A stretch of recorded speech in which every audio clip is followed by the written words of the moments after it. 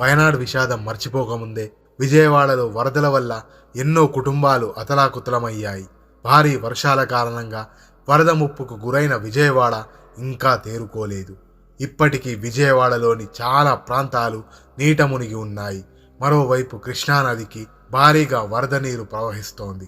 ఇక ఆగస్టు 30, 31వ తేదీలలో విజయవాడ, గుంటూరు పరిసరాలలో రికార్డు స్థాయిలో వర్షపాతం నమోదైంది. గత 20 నుంచి 25 ఏళ్లలో ఎప్పుడు కూడా ఈ స్థాయిలో వర్షం పడలేదు. కేవలం 36 గంటలలో 26 సెంటీమీటర్లకు పైగా వర్షపాతం నమోదైంది. ఈ స్థాయి వర్షాన్ని విజయవాడ నగరం తట్టుకోలేకపోయింది. ఇటు ప్రభుత్వం, అటు అధికారులు పెద్దగా పట్టించుకోలేదు అనే పుకార్లు వస్తున్నాయి. అందుకే విజయవాడ ముప్పునకు గురైందని చాలామంది ఆరోపణలు చేస్తున్నారు. భారీ వర్షాల కారణంగా విజయవాడ సింగ్నగర్ పూర్తిగా నీట మునిగిపోయింది. ఏకంగా 7 నుంచి 8 అడుగుల వరద ప్రవహిస్తోంది. బుడమేరు కట్ట తెగిపోవడంతో వరద భారీగా వచ్చిపడింది. ఇళ్లల్లోకి 6 అడుగుల నీరు ప్రవహిస్తోంది. సింగ్నగర్ ఫ్లైఓవర్ పైన వరద బాధితులు సహాయక చర్యలు అందడం లేదని ఆందోళన వ్యక్తం చేస్తున్నారు. వరదల్లో చిక్కుకున్న తమ కుటుంబ సభ్యుల్ని కాపాడాలని విజ్ఞప్తి చేస్తున్నారు. విజయవాడ కొండపల్లి ట్రాక్ పైన భారీగా వరద నీరు చేరింది. కృష్ణానది ఉగ్రరూపం దాల్చడంతో అవనీగడ్డలో వరద నీరు వచ్చి చేరింది. పులిగడ్డ ఆక్విడేట్ పూర్తిగా నీట మునిగిపోయింది. దివిసీమలో పంట పొలాలు నీట మునిగిపోయాయి. సింగ్నగర్, ప్రకాష్ నగర్, కండ్రిగ, పైపుల road, new Rajarajeswaripeta, YSR colony, Jakkampudi colony, Bombay కాలనీలు ఇంకా వరద ముప్పుల్లోనే ఉన్నాయి.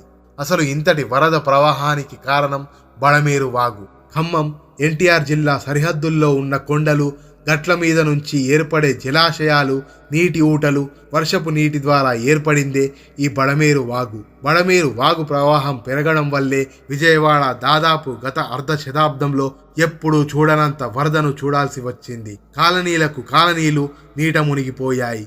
బడమేరు వాగు ఇంత భయంకరమా? అది ఆగ్రహిస్తే పరిస్థితి ఇంత దారుణంగా ఉంటుందా? అసలు దాని ప్రవాహం ఏ రూట్లో వెళుతుంది? దానివల్ల బెజవాడ ఎలా ఎఫెక్ట్ అయింది? బడమేరు వాగు ప్రవాహం శాంతినగర్, ఇబ్రాహీంపట్నం, గుంటుపల్లి, గొల్లాపూడి మీదుగా వెళ్తుంది. దుర్గా మల్లేశ్వర స్వామి ఆలయం సమీపంలో కృష్ణానదిలో కలుస్తుంది. కాకపోతే ఇక్కడ సమస్య ఏమిటంటే కృష్ణానదిలో ప్రవాహ తీవ్రత చాలా ఎక్కువగా ఉండటం వల్ల ఆ నదిలో కలవాల్సిన వాగు ప్రవాహం వెనక్కి వస్తోంది. దీంతో ఆ ప్రవాహం అంతా గొల్లపూడి దగ్గర భవానీపురం మీదుగా వెళ్లాల్సి వస్తోంది. దానివల్లే అటు సింగ్నగర్, ఆటోనగర్ ప్రాంతాలు వరదల్లో చిక్కుకున్నాయి. ఈ వరద ప్రవాహంతో అక్కడున్న అపార్ట్మెంట్లు, ఇళ్లపై ఈ వరద ఎఫెక్ట్ చాలా పడింది. జనజీవనం కూడా స్తంభించింది. విజయవాడలో చాలా ప్రాంతాలు వరద గుప్పిట్లో చిక్కుకుపోవడానికి బడమేరు వాగే ప్రధాన కారణం. అసలు ఈ బడమేరు వాగు ఇంతలా ఎలా ప్రవహించింది? దీనికి గల కారణాలు ఏంటో చూద్దాం. బడమేరు పుట్టిన ప్రాంతం నుంచి కొల్లేరులో కలిసే వరకు వంకర టింకరగానే ప్రవహిస్తోంది. అందుకే బడమేరుకు చూపు లేదంటారు పెద్దలు. దానికి తోడు దూకుడుగా ప్రవహిస్తూ గట్టు దాటి ఊర్లను ముంచేస్తుంది. బడమేరుతోనే నగరానికి ఎప్పుడూ ప్రమాదం ఉంటుంది.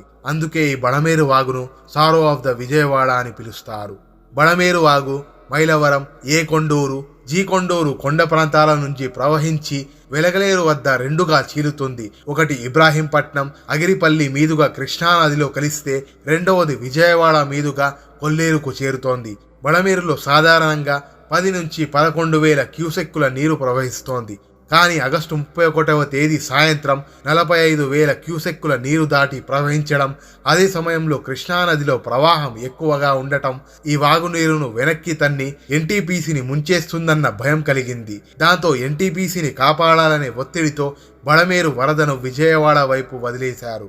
అయితే ఈ బడమేరు వరదను విజయవాడ వైపు వదిలే ముందు ముప్పు ప్రాంతాలను అప్రమత్తం చేయడంలో ప్రభుత్వం విఫలమైంది. దాంతో జనం నిద్రలో ఉండగానే బడమేరు వాగు సింగ్నగర్తో సహా 12 కాలనీలను ముంచేసింది. రోడ్డుపై 10 అడుగుల నీరు, ఇళ్లల్లోకి 6 నుంచి 7 అడుగుల నీరు చేరుకుంది. దీంతో ముప్పుకు గురైన ప్రాంతాలలోని ప్రజలెవ్వరూ బయటికి రాలేకపోయారు. ఈ వరద ముప్పుకు గురైన ప్రాంతాలన్నీ ఎక్కువ భాగం బడమేరు కట్టలోపల నిర్మించిన ప్రాంతాలే. ఇక్కడ కరకట్టను తొలగించి రియల్ ఎస్టేట్ వ్యాపారాలు చేశారు. 2010 తర్వాత కొత్తగా ఏర్పడ్డ కాలనీలు బడమేరు వాగు ప్రవహించే ప్రాంతంలోనే ఉన్నాయి. అయితే ఇక్కడ ఇల్లు కట్టుకున్న వారిలో చాలా మందికి ఇక్కడ బడమేరు ప్రవాహం ఉంటుందని తెలియదు.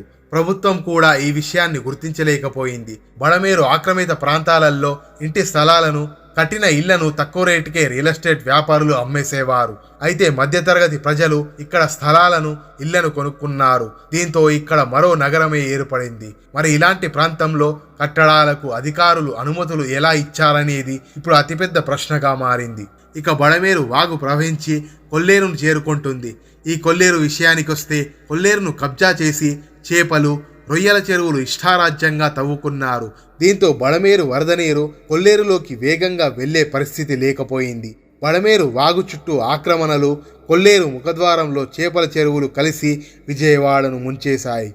కొల్లేరు ఆక్రమణల్ని తొలగించడంలో నాటి ముఖ్యమంత్రి వైఎస్ఆర్ గారు చాలా కృషి చేశారు. కానీ తర్వాత మళ్ళీ ఆక్రమణలు రాజ్యమేలాయి.